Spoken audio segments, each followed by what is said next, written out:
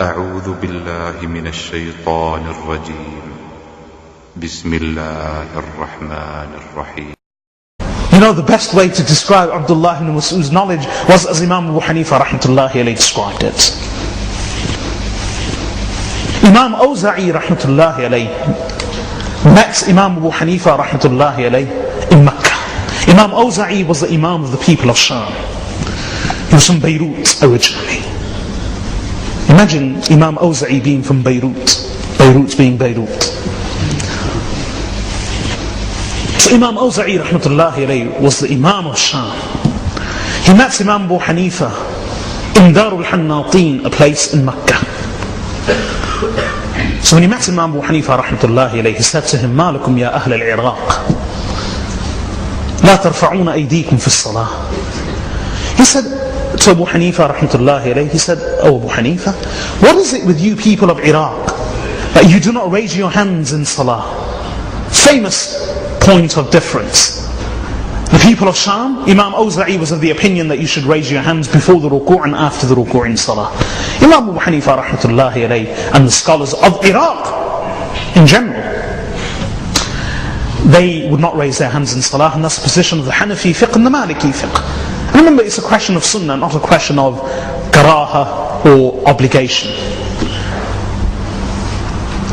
So Imam Awza'i rahmatullahi alayhi said to Imam Abu Hanifa rahmatullahi alayhi, "Ma lakum ya ahl al-Iraq, what is it with you people of Iraq? You do not raise your hands in salah before ruku' and after ruku'."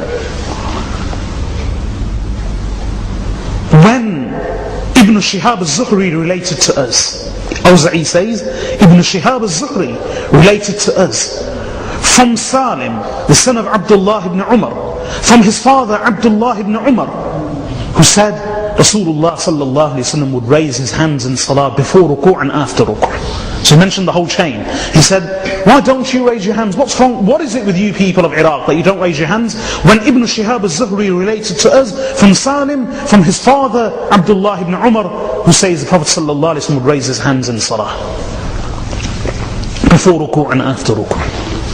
So Imam Abu Hanifa rahmatullahi alayhi said, the reason is because nothing categorical has been related about this from Rasulullah sallallahu alayhi wa sallam. In fact, he said that first. Ibn Shihab al-Zuhri said, Awza'i said, "Why don't you raise your hands?" Imam Abu Hanifa said, because nothing categorical has been related to us from Rasulullah sallallahu alayhi wa sallam. And what he meant by categorical is nothing absolute without qualification or without contradicting evidence that would make it obligatory. So Awza'i said, "What do you mean nothing categorical has been related?" When Ibn Shihab al-Zuhri related to us from Salim, from Abdullah ibn Umar, that the Prophet ﷺ raised his hands in salah before ruku' and after ruku'. So Imam Abu Hanifa rahmatullahi said, and Hamad ibn Abi Sulaiman related to us from Ibrahim al-Nakha'i, from Alqamah, from Abdullah ibn Mas'ud radiyallahu anhu, that the Prophet ﷺ would raise his hands in the beginning of salah and would not raise them again. And this chain of narration, Imam Nasa'i, the ulama have a saying, they call them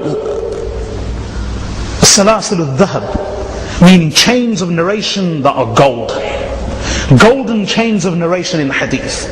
Some ulama say, golden chain of narration in this hadith is Malik, relating from Nafi', relating from Abdullah ibn Umar, from Rasulullah sallallahu alayhi wa sallam. Others say other narrations.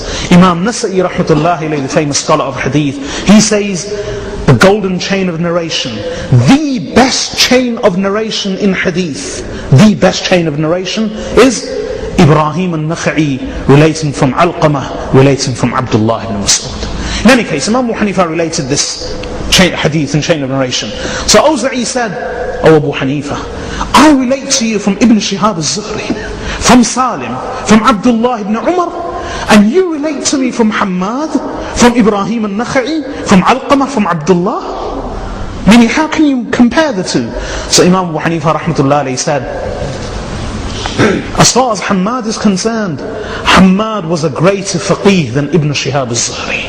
He was a greater jurist than Ibn Shihab al-Zuhri, the first narrator. He matched him with the first narrator. Then Imam Abu Hanifa said, as far as Ibrahim al-Nakha'i is concerned, Ibrahim al-Nakha'i was a greater faqih and jurist than Salim, the son of Abdullah ibn Umar. And as far as Alqamah is concerned, and look at the words of respect of Imam Abu Hanifa rahmatullahi alayhi, he said, as far as Alqamah is concerned, even though Abdullah ibn Umar has the greater virtue for being a companion of Rasulullah sallallahu alaihi wasallam, Alqamah was no less a faqih and no less a jurist than him. The words of respect. Even though he had the honor and privilege of being the companion of Rasulullah sallallahu alaihi wasallam, meaning Abdullah ibn Umar, Alqamah was no less a faqih and jurist than him.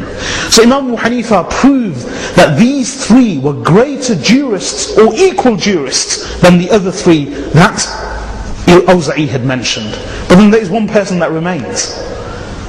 Imam Abu Hanifa matched Ibn Shihab al-Zuhri with Hammad ibn Abi Sulaiman. And then the narrator above him, he matched Salim, the son of Abdullah ibn Umar, with Ibrahim al-Nakha'i. And he matched Abdullah ibn Umar with Alqamah, the student of Abdullah ibn Mas'ud. And then there remains one person, Abdullah ibn Mas'ud radiyallahu anhu. How did Imam Abu Hanifa describe him? And this is why I say, this is the only way to describe him, Abdullah ibn Mas'ud. After mentioning these three, finally he said to Awza'i about Abdullah ibn Mas'ud, wa Abdullah, Abdullah. And Abdullah ibn Mas'ud is Abdullah.